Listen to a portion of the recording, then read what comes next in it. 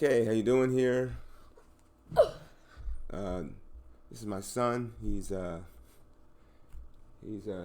joining the show today. Um, please don't shake the camera. Thank you. So today, this video is going to be about. We're talking about my archival experience at Kew Gardens when I was in London.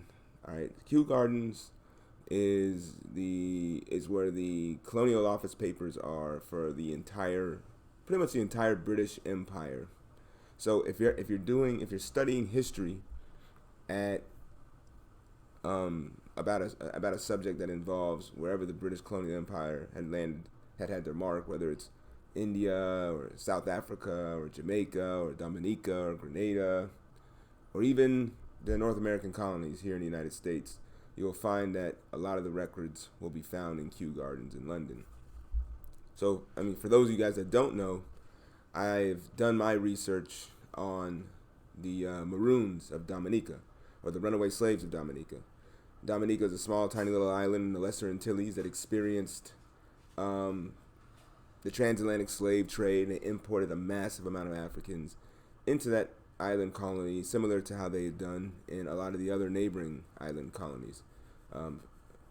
Dominica was under the French control at certain points, but it was under British control for the majority of its European colonized history. And in doing my research for my dissertation research, when I was a student at Harvard University, I had to go to the archives, not only in Dominica, but I had to go to London in order to get a lot of the information. So I ended up taking 2 trips to London, and going to the archives, it's pretty interesting. First of all, there's tight security. Like when you're there, you have to get the library card or the archive card, has your photo on it and everything like that. And you have to once you get in there, you have to pretty much check out whatever book it is that you want. And when you check out the book, it's like usually it's these big, huge books that are 200 something years old, and they're very brittle, right? They're on like this old parchment type paper, and it's just a lot of times the paper is just very brittle, and sometimes the paper is actually falling apart. So when you take the book out and it's usually like tied up in some string, you untie the string and everything, and you open up the book, and it's like full of like I don't know, it's not even dust, but I don't know what is in there, but you can smell the antiquity in the book.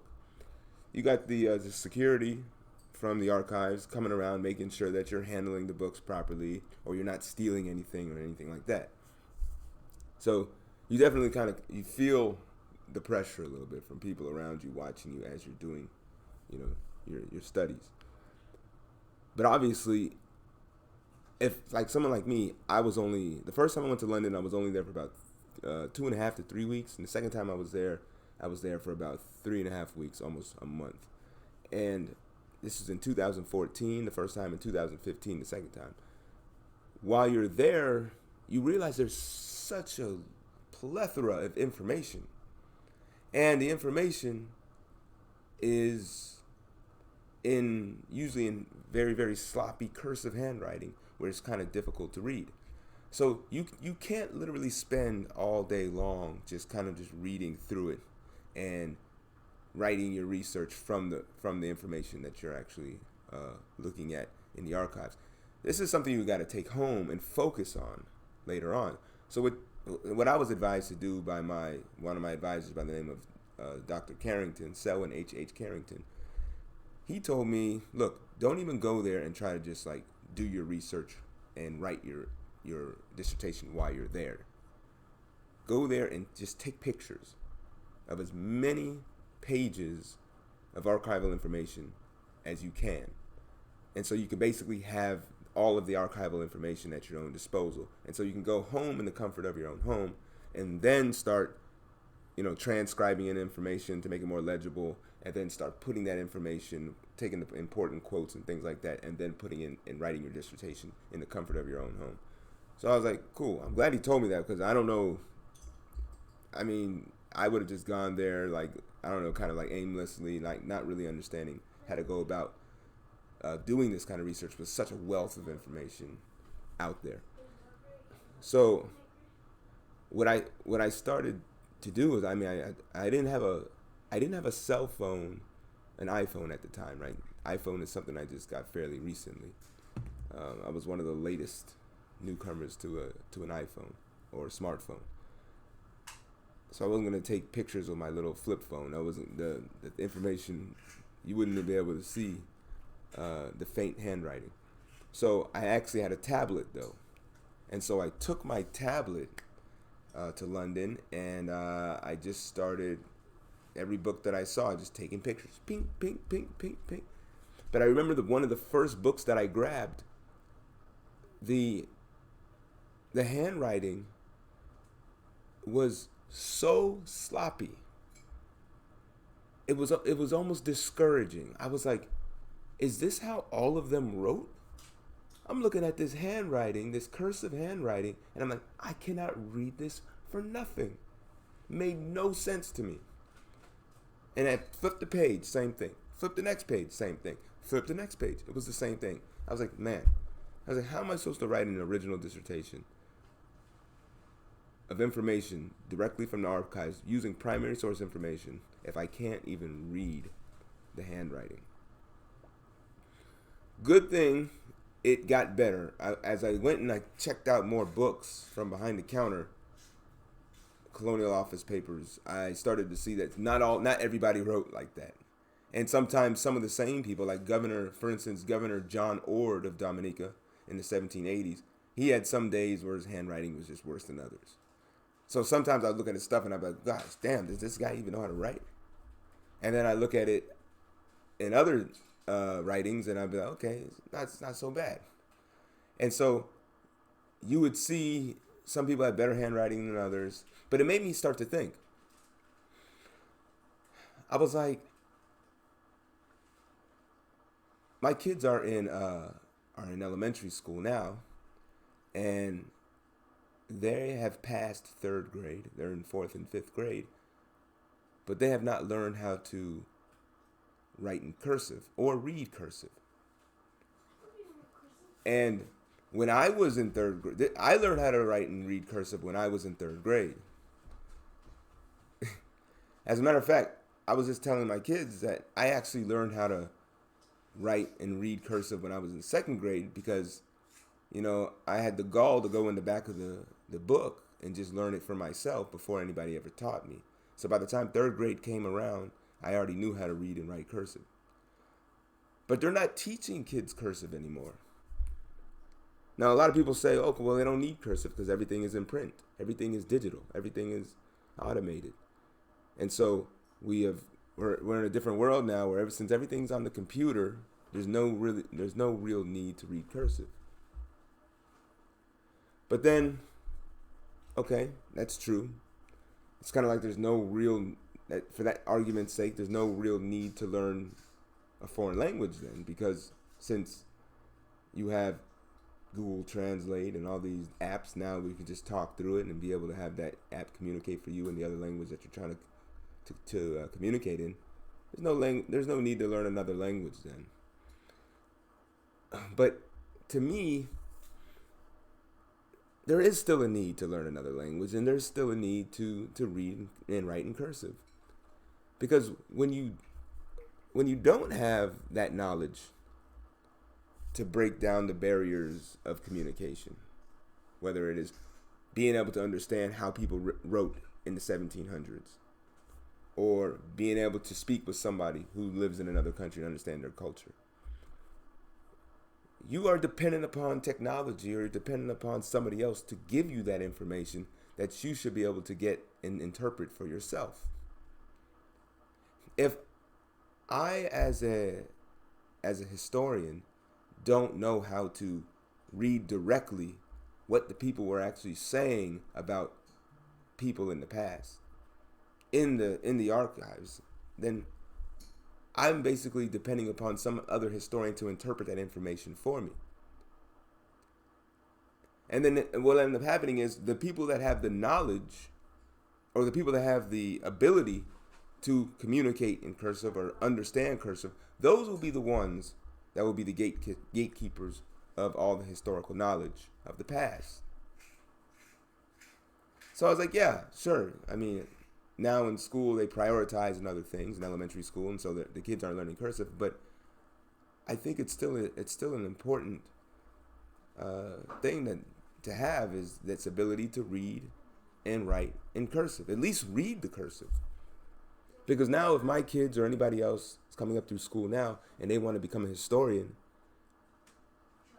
and I'm talking about a legitimate historian, not somebody that just kind of regurgitates the information that someone else wrote, but someone that actually goes down and digs deep into the archives and gets this information for themselves. If they want to be taken seriously, they have to, first of all, know how to read multiple languages. And then secondly, you gotta, at least if you don't know how to read multiple languages, you gotta at least learn how to read in your own language in the manner in which people wrote in the past.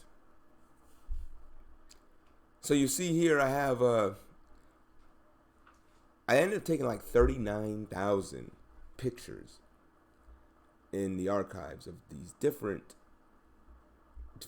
sections of the different books. And in Kew Gardens, it's referenced as Colonial Office Papers 71/12 or something like that, right? So, but it's abbreviated as CO, and then it has its number. So all these are the CO papers that I had gone through in Dominica, and I still don't. And I was just able to recently actually transfer the tablet photos onto my computer. So for a long time, I didn't even have access to. I was able to transcribe it from my tablet when I was writing my dissertation, and then transcribe it onto a Microsoft Word document on my computer, and I wrote my dissertation from there. So it was a lot of like tedious work, going through the tablet, transcribing word for word information, putting it on my Microsoft Word, and then from there writing my dissertation. But now I actually have the raw photos from the archives on my computer now. So instead of the tiny little tablet. So here it is right here. And this is kind of what, this myriad of photos here that you're looking at is basically what I was working with in the archives. So I decided, since I was able to recover this information, I guess I'm gonna do a little series, probably, where and then maybe the next few videos or so, I'm gonna show you. I'm gonna go through the archives, and we're gonna go through different parts of what the colonialists were writing about the Negmawon in Dominica, the runaway slave community, the Maroon Nation in Dominica, to kind of get an understanding, and I think to show you how government found ways government since the beginning, since slavery, always try to find ways to keep people on plantations and to keep the plantation population productive in favor of the colonial upper class government, right? For the benefit of the colonialists at the expense of the enslaved. But at the same time, I'm going to show you guys on the future videos how I see some similarities in what the government was doing in their under colonial period and what I found in these archives, and what the government, I think, still does today with so-called free citizens to try to keep them on so-called plantations and to keep them productive. And looking at a lot of these things is kind of one of the reasons why I developed a maroon mentality with how I approach life and in politics and everything else. It's because I started to see a lot of similarities in looking in the archives, in the primary source material, as to how governments and state structures tried to exploit populations of people in the process. But anyways, let's just look at some of this just to see what the cursive handwriting looks like up close.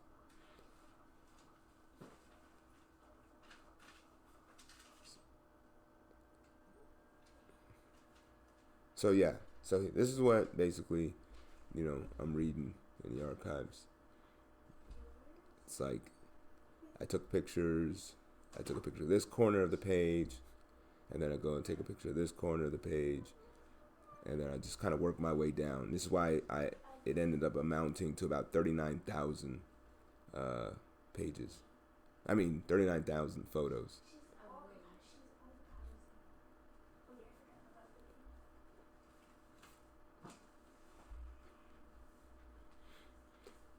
So yeah, I'm gonna go through some of this stuff with you guys in future videos, and show you what the colonialists were saying, from the belly of the beast.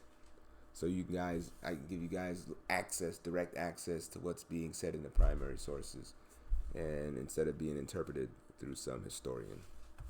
All right, but that's it, guys. Remember, the revolution will not be pesticides. Grow your own food. Peace.